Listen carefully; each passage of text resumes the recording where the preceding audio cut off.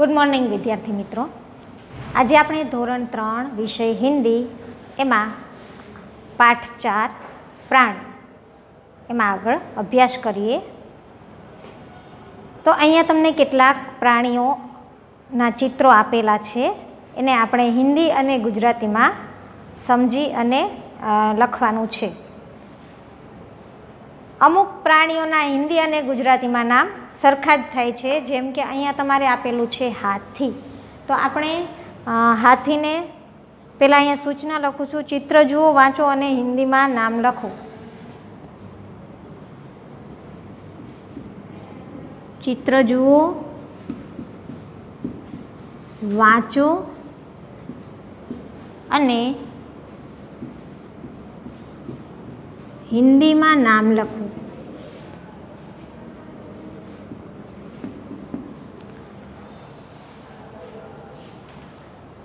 चित्र देखे, पढ़े और हिंदी में नाम लिखे. तो पहलू चित्र छे हाथी.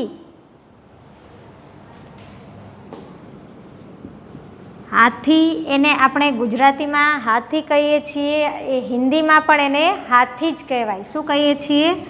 હાથી. બાલગીત સાંભળ્યું છે ને, એક મોટા હાથી ઝૂમ કે ચલા.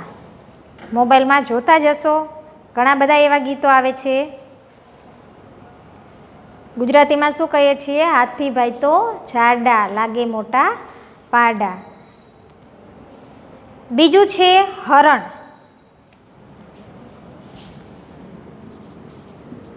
હરણ, તો હરણને હિન્દીમાં શું કહેવાય? હિરણ. તો અહીંયા લખીશું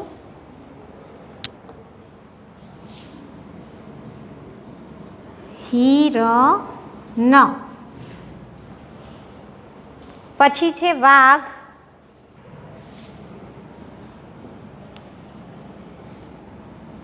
આપણે ગુજરાતીમાં વાઘ કહીએ છીએ, પણ હિન્દીમાં એને શું બોલાય છે? બાઘ. તો અહીંયા તમારે હિન્દીમાં લખવાનું છે બાઘ. તમારી બુકમાં પણ મારી સાથે સાથે તમે જોતા જાઓ, હાથી, હિરણ, બાઘ. એના પછી છે ગાય. તો ગાયને આપણે ગુજરાતીમાં ગાય કહીએ છીએ, એમ હિન્દીમાં પણ શું બોલાય છે? ગાય.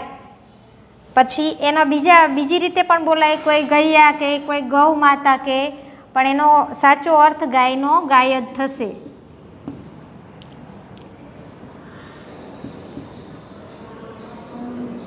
પછી તમે સમાનાર્થી શબ્દો આપણે જેમ ગુજરાતીમાં લખીએ છીએ, એમ હિન્દીમાં ગાય હોય તો ગાયને બીજું શું કહેવાય? ગૈયા.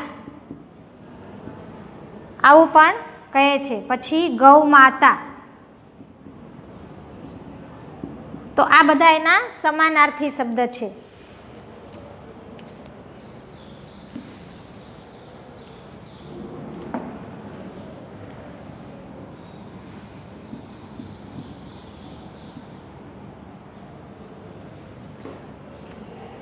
એના પછી નીચેની લાઈનમાં પેલું ચિત્ર છે બકરીનું. તો બકરી છે એને હિન્દીમાં પણ બકરી જ કહેવાય. ગુજરાતીમાં આપણે શું કહીએ છીએ? બકરી. પણ હિન્દીમાં તમારે બકરી કઈ રીતે લખવું? તો આપણે બ કઈ રીતે કરીએ છીએ? આ મુજબ. અને ક. ઘણા બાળકો એવી ભૂલ કરે કે બકરી, તો એનું હિન્દી બકરી જ થાય, તો બકરી લખીને ઉપર લીટો કરી નાખે એટલે હિન્દી. ઘણીવાર આવી ભૂલો કરતા હોય છે. પણ હિન્દીમાં બ, ક અને ર એ કઈ રીતે લખવો? આપણે અગાઉ 3 જે આપણે પાઠ ભણ્યા એમાં શીખ્યા છીએ કે દરેક મૂળાક્ષરો, સ્વર અને વ્યંજનો કઈ રીતે લખવા. પછી છે ઘોડો.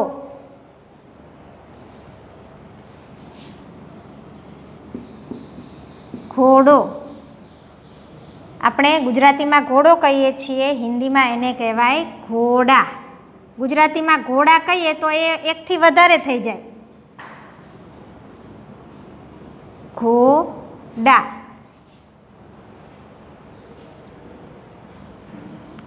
હિન્દીમાં આપણે ઘોડા એમ એક વચનમાં કહીએ છીએ અને ગુજરાતીમાં આપણે બહુવચનમાં ઘોડા કહીએ છીએ. એટલે આ ખાસ ધ્યાન રાખવાનું કે ઘોડો લખેલું છે તો હિન્દીમાં એને એક જ ઘોડો હોય તો ઘોડા કહેવાય અને એકથી વધારે હોય તો ઘોડે એમ બોલાય છે. પણ અહીંયા આપણે એક વચન અને બહુવચન અત્યારે નથી સમજવાનું. હિન્દીમાં કઈ રીતે આપણે આ શબ્દો અથવા પ્રાણીઓને લખીએ છીએ એ સમજવાનું છે. એના પછી છે રીંછ.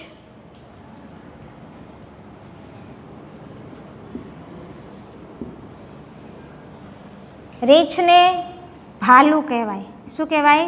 ભાલું.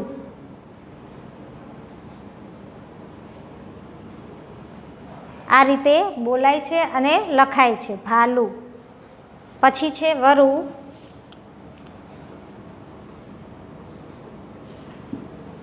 તો હિન્દીમાં વરુને શું કહેવાય? ભેડિયા.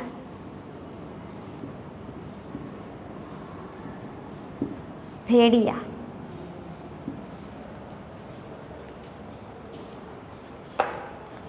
ત્રીજી લાઈનમાં પ્રથમ ચિત્ર છે સસલાનું.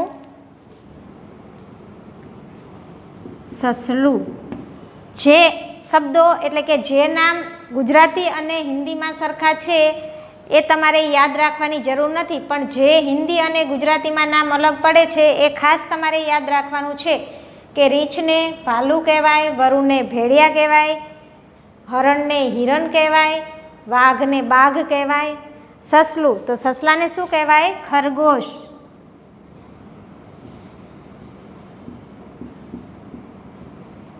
ખરગોશ એટલે સસલું.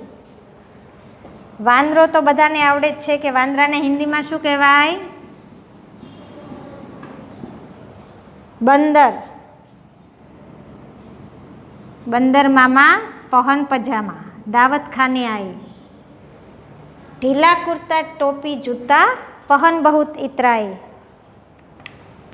એના પછી જોઈએ કૂતરો.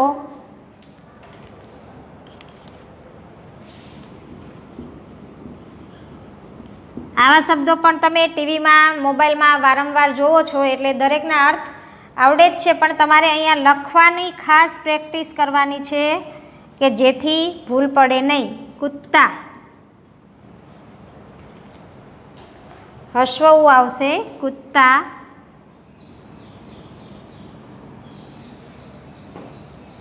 પછી છેલ્લું છે શિયાળ.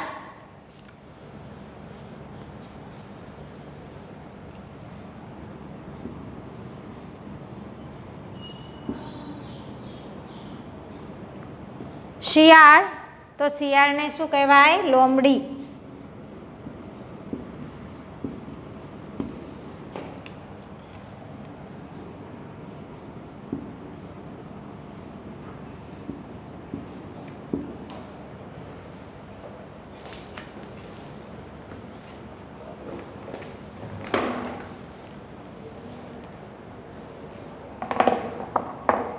તો અહીંયા આટલા તમારી આઈ બુક એટલે કે હિન્દીની બુક છે એમાં પ્રાણીઓના નામ આપેલા છે.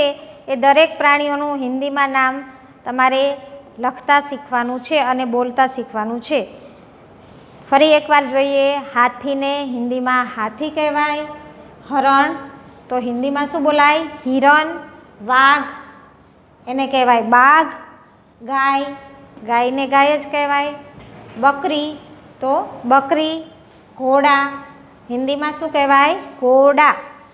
ગુજરાતીમાં આપણે ઘોડો કહીએ છીએ, હિન્દીમાં કહેવાય ઘોડા. રીંછને ભાલું. વરુ એટલે ભેડિયા. સસલું તો એને કહેવાય ખરગોશ. વાંદરો તો બંદર. કૂતરો કૂત્તા ને શિયાળને શું કહેવાય? લોમડી. આ સિવાયના પણ કેટલાક પ્રાણીઓના નામ આપેલા છે. એના ચિત્ર નથી, પણ એ પ્રાણીઓને હિન્દીમાં શું કહે છે એ આપણે સમજીએ. તો ઝરખ. ઝરખ એ શિયાળ અને વરુ જેવું જ એક પ્રાણી છે. એને હિન્દીમાં શું કહેવાય? લક્કડ બગધા.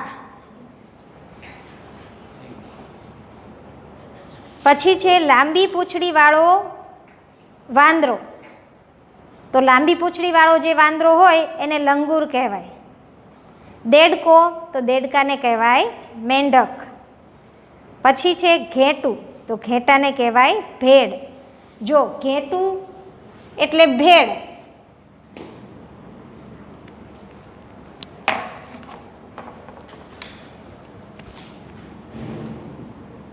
ઘેટું એને હિન્દીમાં શું કહેવાય? ભેડ. જ્યારે વરુને શું કહેવાય છે? ભેડિયા. એટલે આ બંનેમાં ખાસ ધ્યાન રાખજો કે તમારે ભેડ પૂછેલું હોય, માનો કે હિન્દી શબ્દ આપેલું છે ભેડ, તો એનો અર્થ થશે ઘેટું, અને ભેડિયા તો ભેડિયાને આપણે ગુજરાતીમાં શું કહેવાય? વરુ. તો આ બંને શબ્દ તમારે ખાસ યાદ રાખવાના છે. છેલ્લું છે કીડી. કીડીને હિન્દીમાં કહેવાય ચીંટી. હવે જોઈએ આગળ. આ તમારે તમારી બુકમાં હોમવર્કમાં આપેલું છે, એની પીડીએફ નથી માટે સ્ક્રીનશોટ લઈ લેજો.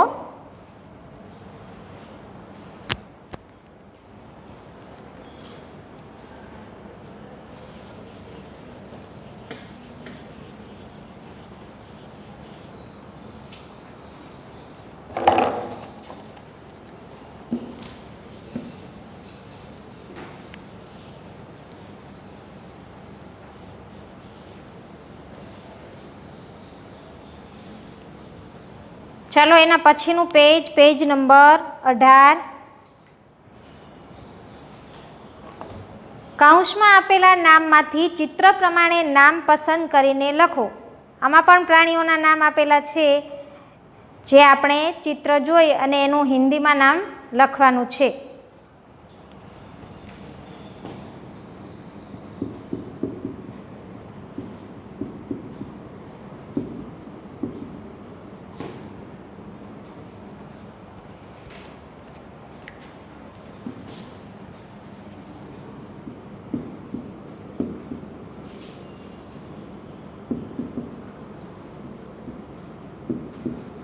કૌંસમાં આપેલા નામમાંથી ચિત્ર પ્રમાણે નામ પસંદ કરીને લખો.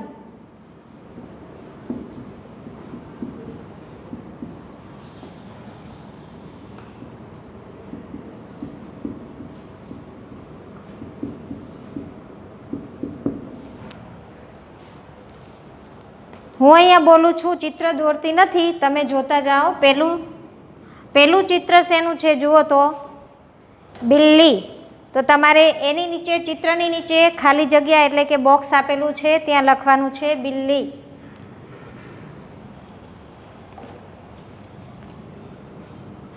બિલાડીને હિન્દીમાં શું કહેવાય? બિલ્લી.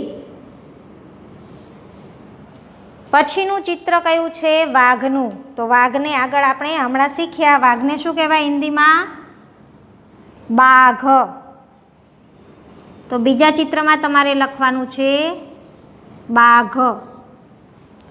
ત્રીજું ચિત્ર કયું છે? ખિસકોલીનું. તો ખિસકોલીને શું કહીશું? ગિલહરી. અગાઉ આપણે આગળ જોયું એમાં ચિત્રમાં ખિસકોલી નહોતી, ત્યાં સસલું હતું. જો સસલું હોય તો સસલાને ખરગોશ કહેવાય, જ્યારે ખિસકોલી છે એને શું કહેવાય? ગિલહરી.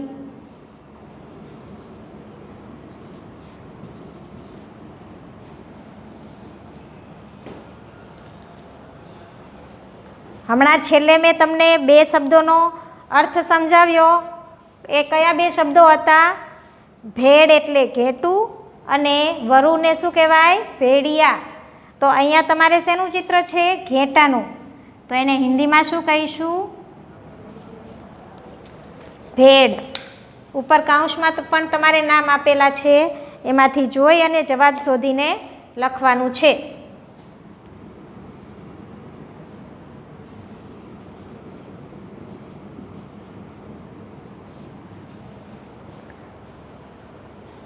એના પછીનું છે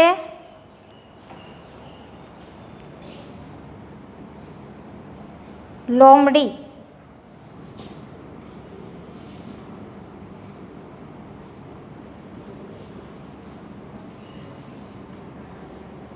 પછી ઊંટ.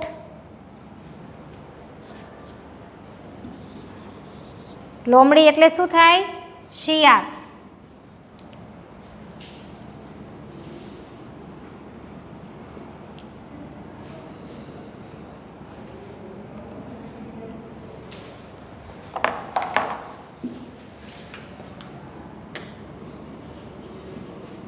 ઊંટ,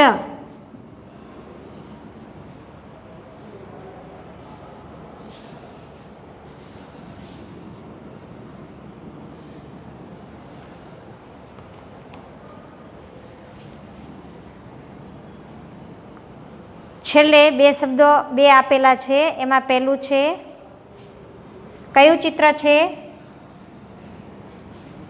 બંદર. અહીંયા આવશે બંદર અને લાસ્ટમાં છેલ્લે ગધા.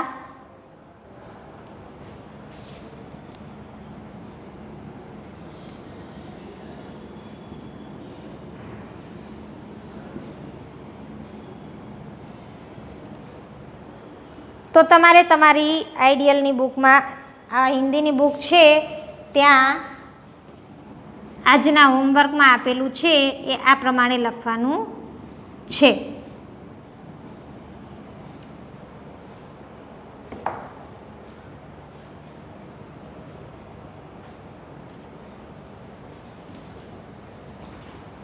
હવે જોઈએ આગળનો પ્રશ્ન.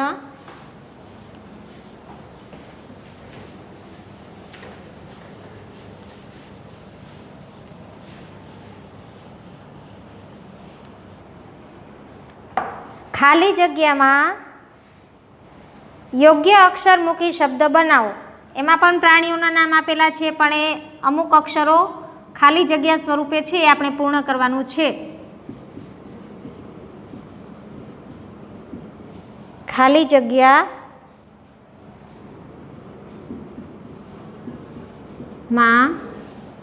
યોગ્ય અક્ષર મૂકી શબ્દ બનાવો.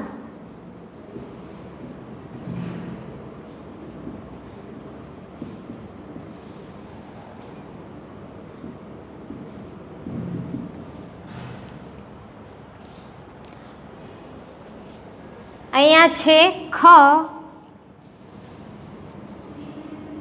ખાલી જગ્યા ખ પછી ર આપેલો છે, ખ ર અને છેલ્લે આપેલો છે સ. તો શું થશે? ખરગોશ. અહીંયા ખાલી જગ્યામાં ગ ને કાનો માત્ર ગો આવશે, ખરગોશ. પછી ખાલી જગ્યા મ અને ડી. તો ખાલી જગ્યામાં શું આવે? લો, લોમડી, લોમડી. ત્રીજું છે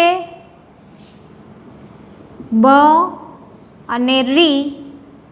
તો વચ્ચે કયો અક્ષર આવશે? ક, બકરી. જો ન સમજાય તો તમારે ઉપર કાઉન્સમાં નામ આપેલા છે એમાંથી જોઈ અને આ પૂર્ણ કરવાનું છે.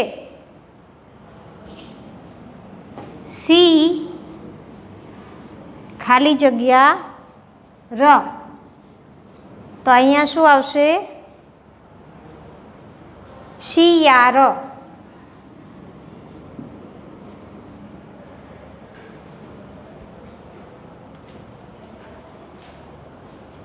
મ છ. મ ને છ આપેલો છે તો છેલ્લે શું આવે?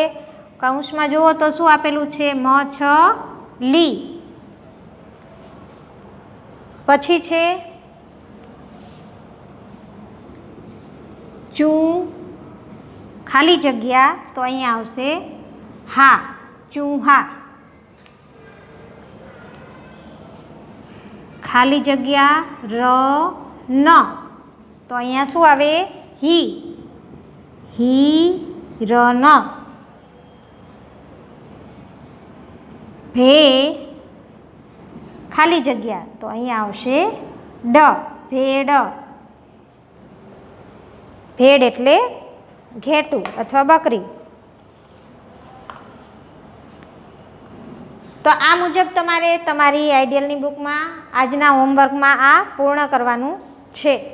ખરગોશ, લોમડી, બકરી, શિયાળ, મછલી, ચૂહા, હિરણ અને ભેડ, આ દરેકના નામ તમારે કાઉન્સમાં આપેલા છે. ત્યાંથી જોઈ અને યોગ્ય અક્ષર મૂકી અને આ ખાલી જગ્યા પૂર્ણ કરવાની છે. અને આ દરેક નામ અને એના હિન્દી નામ એ તમારે હિન્દીની નોટબુક બનાવવાની છે. ન બનાવેલી હોય તો બનાવજો, જેમાં આ દરેક નામ લખવાના છે. તો અહીંયા આપણો પાઠ 4 એ પૂર્ણ થાય છે.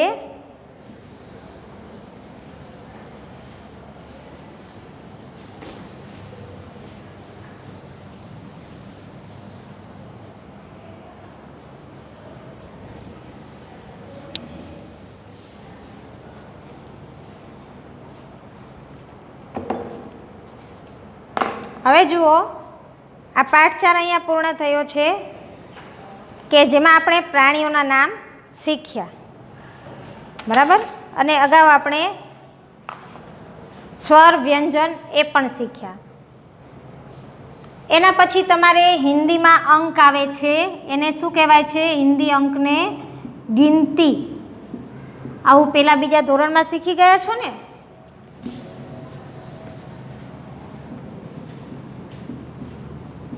ગિનતી, બરાબર. તો એ ગિનતીના દરેક અંક યાદ કરો તો કઈ રીતે લખાય છે હિન્દીમાં? 1,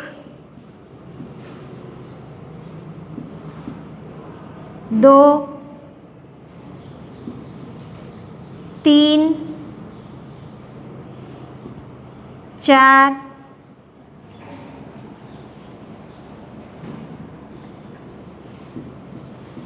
5, 6, 7, 8,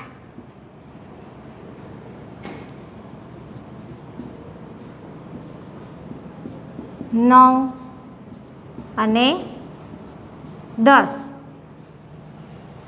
તો તમારી પાઠ્યપુસ્તક આ બુકમાં કદાચ આપેલી હોય કે ન હોય, આપણે અત્યારે અભ્યાસક્રમમાં પહેલાં સત્રમાં નથી, માટે આ તમારે નોટબુકમાં લખવાનું છે કે ટીચર ગમે ત્યારે હોમવર્ક આપે તો તમારે હિન્દીની નોટબુકમાં ગિનતી લખવાની છે.